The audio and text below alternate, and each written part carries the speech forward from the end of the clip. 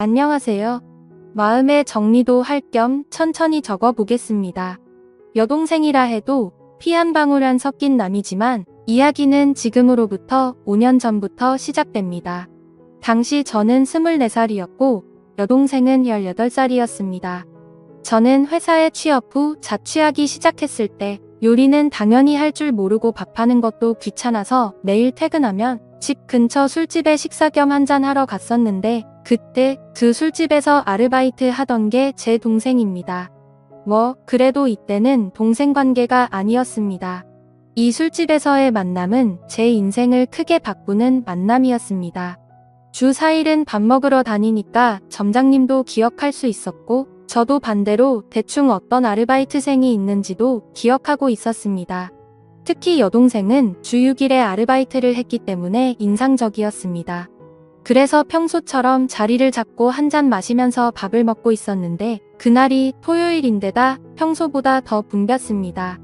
20여 개 있는 테이블도 제 옆자리만 비어있을 정도였습니다. 사람이 너무 많아서 혼자 테이블 차지하고 있는 게 눈치가 보여 후딱 마저 먹고 나가려고 생각하고 있었는데 느닷없이 누군가 말을 걸었습니다. 저기 죄송한데 옆에 좀 앉아도 될까요? 그때는 제 동생도 아니었고 어쨌든 피가 안 섞여서 동생은 절대 아니니까 편의상 수지라고 적을게요. 저에게 말을 건 사람은 수지였고 아무래도 아르바이트가 끝난 시간이었던 것 같습니다. 아르바이트 끝나고 식사를 하기 위한 자리가 제 옆밖에 안 비어 있었던 거죠. 저는 앉아도 된다고 했습니다. 하지만 그와 동시에 복장을 초라하네 눈이 갔습니다. 제 또래의 여자로 보이는데 깨묻은 티셔츠에 촌스러운 청바지 그리고 낡은 컨버스 주 6일이나 아르바이트 하는데 꽃 살 돈이 없나? 돈을 모으고 있나? 라는 의문이 들어도 머릿속의 생각으로만 끝났지 물어볼 수는 없었습니다. 그날은 결국 대화다운 대화도 나누지 못했지만 왠지 호기심이 생겼습니다. 수지가 자리에서 일어난 후 가게 점장님께 수지에 대해서 무심코 물어봤습니다. 수지 씨는 뭔가 학비라도 모으고 있어요? 훌륭하네요. 나이도 젊은데 왜 그렇게 생각해? 아니 올 때마다 항상 아르바이트를 하고 있고 옷도 잘 안 사 입는 것 같아서요. 아니 쟤는 집안 사정이 많이 복잡해. 사정이 많이 딱해. 그래서 안타까워서 아직 고등학생이지만 아르바이트 쓰는 거야. 아 그래요? 고등학생인데 참 대단하네요. 반했어? 반하진 않았지만 왠지 모르게 흥미를 갖게 되었습니다. 그래서 기분 나쁘지 않은 수준으로 가게에서 말을 걸거나 자연스럽게 들리는 이야기들을 듣기를 3개월 정도 계속하던 어느 날 우연히 제가 가게 뒷문을 나온 타이밍에 수지가 가게 뒤에서 고함을 지르는 목소리를 들었습니다. 근처로 가보니 통화 중이었고 들으려고 했던 건 아닌데 고함을 지르는 모습에 무슨 일인지 궁금하여 근처에서 통화하는 것을 엿들었습니다. 들려온 내용은 자세하게 못 알아들었는데 뭔가 돈 때문에 혹신각신하는 것 같았습니다. 어제 30만 원 줬는데 왜 이런 대화였습니다. 대충 통화가 끝났을 무렵 이번에는 서럽게 우는 소리가 들려왔습니다. 자주 봐서 친하다고 착각한 저는 그 순간 무슨 일인지 몰라도 도와주지 않으면 안 된다는 생각에 용기를 내서 말을 걸었습니다. 밤늦은 시간에 가게 뒤에서 울고 있는 여자에게 양복 입은 직장인이 말에 건네는 건 이상한 모습으로 보이겠지만 그런 건 개의치 않았습니다. 무슨 일 있어요? 수지는 눈물을 너무 많이 흘렸는지 눈을 동그랗게 뜨고 있었습니다. 왜요? 누가 돈 빌려달래요? 아니에요. 남에게 말할 건 아닌 것 같아요. 괜찮아요. 에이 괜찮아요. 남이지만 말해도 돼요. 저한테 말하고 나면 기분이 좀 풀릴 수도 있어요. 수지는 고개를 숙이면서 띄엄띄엄 자신에 대해서 이야기하기 시작했습니다. 아버지는 없으시고 어머니뿐인데 집에 정말 돈이 없는데 어머니는 전혀 일하지 않으시고 수지가 번 돈으로 생활을 하고 계신다는 겁니다. 나라에서 나오는 돈이 있으면 그 돈으로는 사치를 하시고 생활비는 전부 수지가 드리는데도 불구하고 어머니는 돈이 떨어지면 수지한테 전화해서 막말을 하셨다고 합니다. 그래서 정말 못 사는 동네에서 겨우겨우 살고 있는데 최근엔 전기세랑 가스세도 못 내고 있어서 힘들어서 울었다고 하더라고요. 얘기를 들으면서 저도 모르게 눈물이 났습니다. 저는 얘기를 다 듣고 제 지갑에 있는 돈을 모두 꺼내 수지한테 줬습니다. 수지는 절대 못 받는다고 했는데 저는 그냥 막무가내로 줬습니다. 언제든지 괜찮으니까 갚을 수 있을 때 돌려달라고 했습니다. 그래도 수지는 계속해서 거절을 했습니다. 괜찮으니까 받아요. 나중에 못 갚더라도 상관없으니까 받아도 돼요. 돈 안 갚는다고 겁주는 그런 사람 아닙니다. 이 말을 듣고 되게 고마워하며 제가 준 돈을 받았습니다. 그 후 수지를 집에 데려다주고 연락처를 교환했습니다. 수진의 집은 정말 비바람만 겨우 막을 수 있을 것 같은 아주 오래된 주택이었습니다. 그걸 보고 저는 울컥하는 기분이 들었습니다. 돈은 2주 뒤에 돌려줬습니다. 저는 무슨 일이 있을 때마다 수지를 신경 썼습니다. 아르바이트만 하니까 공부가 소홀해진 건 아닌지 그런 생각이 들어서 가르쳐주거나 집에 안 쓰는 물건 같은 것도 주고 했습니다. 고등학생과 사귀는 사이거나 그런 건 절대 아니었고 친구처럼 꽤 친해져서 제 집에도 자주 들락날락했습니다. 알게 된 지 1년 정도 지난 시점에는 살이 빠져서 안색도 별로 안 좋아 보였던 애가 누가 봐도 건강하게 보일 정도로 살도 붙었습니다. 예전에 저를 만나기 전에는 아침 점심 거르고 하루에 한 끼 먹는 게 전부였다고 했습니다. 상상만 해도 또 눈물이 나네요.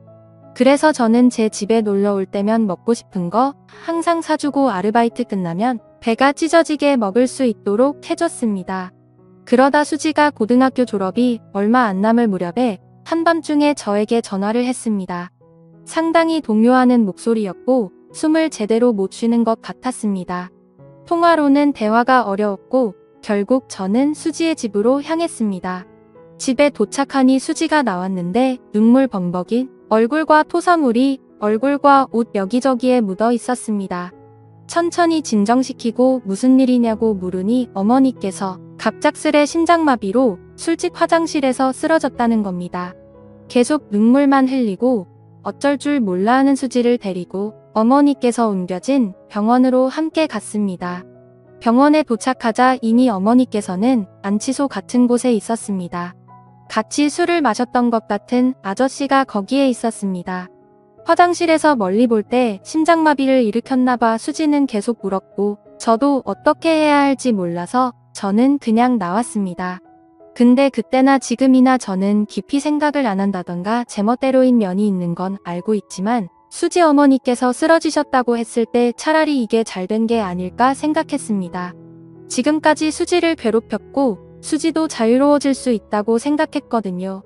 하지만 수지는 효도를 못했다던가 자기가 신경 쓰지 않았기 때문에 죽었다면서 흐느끼어 울었습니다.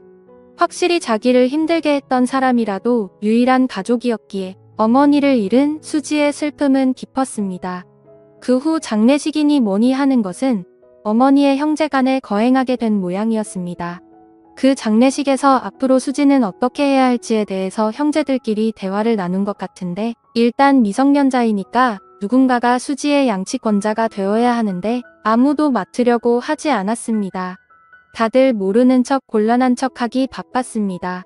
정말 가족이란 게 뭘까 하고 속상했습니다. 고등학교를 졸업하면 취직해서 독립할 거고 미용사가 되고 싶다고 딱 한 번 말한 적이 있었는데 하고 싶은 것을 할 수 있는 환경에서 꿈을 이뤘으면 좋겠다는 제 바람과는 달리 잘 안 될 것 같아 보여서 슬펐습니다. 결국 마지막에 수지의 이모가 돌보게 됐는데 저는 아무래도 납득이 가지 않아서 한 가지 생각을 하게 되었습니다. 여자친구도 아니고 미성년이고 주위의 시선들도 신경 쓰였지만 그래도 저는 수지가 행복하길 바랬습니다. 제가 행복하게 해준다거나 그럴 자신도 없었지만 제 입이 먼저 움직였습니다. 수지야, 우리 집으로 와네? 돈 없지? 그러니까 우리 집에서 살아. 무슨 생각이에요? 그동안 힘들었잖아. 앞으로는 그만 힘들었으면 좋겠어. 그러니까 내 동생으로서 우리 집에 와서 살아. 여동생이요? 그럴 순 없어요. 몇몇 대화를 더 나눴는데 결국 수지가 결정하기까지 일주일 정도 걸렸고 최종적으로 반년 동안만 신세 지는 걸로 해서 제 집에 오기로 했습니다. 일단 친권자가 되신 아주머니께 허락을 받기 위해서 면담을 했더니 아니나 다를까 흔쾌히 승낙을 하셨습니다. 그때의 표정은 짊어지던 짐이 없어진 것 같은 안도의 표정이셨는데 평생 잊지 못할 표정이었습니다. 그리고 저와 수지의 남매 생활은 고등학교 졸업을 기점으로 시작되었습니다. 같이 살기 시작했을 때 뒤늦게 제 부모님께도 말씀을 드렸는데 특히 아버지께서 너는 훌륭한 남자야 라며 상당히 응원해 주셨기 때문에 큰 걱정 없이 수지를 돌볼 수 있었습니다. 졸업 후 바로 취업하려던 수지는 제가 극구 반대를 해서 1년 재수 후에 미용 전문학교에 입학을 했습니다. 재수하는 1년 동안은 틈틈이 아르바이트도 하면서 집안일도 했습니다. 집안일도 처음에는 형편없었는데 점점 더 능숙해졌고 아르바이트에서 번 돈으로 매달 생활비도 보탠다고 하는 걸 말리다 보니까 반년만 신세진다던 약속이 어느새 학교도 졸업하고 취업도 했습니다. 처음에는 촌스럽게 차를 입었었는데 정말 예쁜 여자가 돼서 학교 졸업식에서 신세진 사람에게 메시지를 전하는 자리에서 다들 부모님이나 선생님을 얘기했는데 수지만 혼자서 탱탱씨 고맙습니다 하면서 메시지를 읽는데 눈물이 핑 돌더라고요. 처음에는 다음 달에 꼭 저에게 신세진 거 갖고 나가서 살 거라는 게 말버릇이었는데 언제부턴가 조금만 더 지내도 될까요? 라는 게 말버릇이 되어 있었습니다. 그런 애매한 관계를 결국 계속해서 지금에 이르렀는데 최근에 수지가 우리의 관계를 확실히 하고 싶다는 말을 했습니다. 저는 20대를 거의 수지에게 바쳤고 여자로서 의식하지 않았다고까지는 말할 수 없지만 우연히 손이라도 스치면 수지는 겁을 먹는 듯 했었고 처음 2년 동안은 돌아가신 어머니한테 원망받는다고 밤이면 밤마다 울고불고 최근 1년 동안은 화가 치미는 일도 많았습니다. 그래도 언제부터 좋아했는지는 모르겠지만 행복하길 바라는 여자를 평생 행복하게 해주기 위해 프로포즈를 위한 반지를 샀습니다. 그리고 오늘 처음으로 만났던 술집에서 프로포즈를 했습니다. 상대도 어렴풋이 눈치는 채고 했었겠지만 실제로 프로포즈를 하니 펑펑 울면서 숨쉬기도 힘들어해서 대답이 좀처럼 돌아오지 않아 매우 초조했습니다. 나와 함께 끝까지 있어줄래? 지금까지 5년 동안 같이 있었는데 앞으로 10년, 20년 나와 함께 있어줄래? 닭똥 같은 눈물을 펑펑 쏟아내기 시작하는데 아르바이트생들 총출동해서 축하해주려던 점장도 너무 소란스럽고 대답이 돌아오지 않아 초조함이 극에 다다를 때 진정이 된 수지가 그동안 너무 불안했다고 얘기를 하기 시작했습니다. 지금까지 너무 무서웠어요. 언젠가 헤어져야 하는데 계속 생각은 하는데도 신세는 계속 지고 있으니까 눈치 없이 민폐를 끼치는 건가 싶고 또 저 때문에 청춘을 망치신 것 같았어요. 그러니까 제가 아무리 좋아해도 좋아한다고 말하면 안 된다고 생각을 했어요. 엄마는 힘들게만 살다가 돌아가셨는데 나만 이렇게 행복하게 살면 못된 거라고 생각을 했어요. 눈물 범벅된 얼굴로 흐느끼며 여자로 안 보는 것 같아 괴로웠다는 등의 얘기 끝에 프로포즈를 받아줬습니다. 집으로 돌아오는 길에도 울었는데 집에 도착해서는 너무 늦게 프로포즈했다며 저에게 화도 냈습니다. 돌이켜보면 정말 그날 수지에게 말 걸어서 다행이라고 진심으로 생각합니다. 동시에 그때 제가 말을 걸지 않았다면 어떻게 되었을까 하고 생각하면 괴롭네요. 진심으로 사랑할 수 있는 사람을 만난 것에 하루하루 감사하면서 살겠습니다. 시청해주셔서 감사합니다.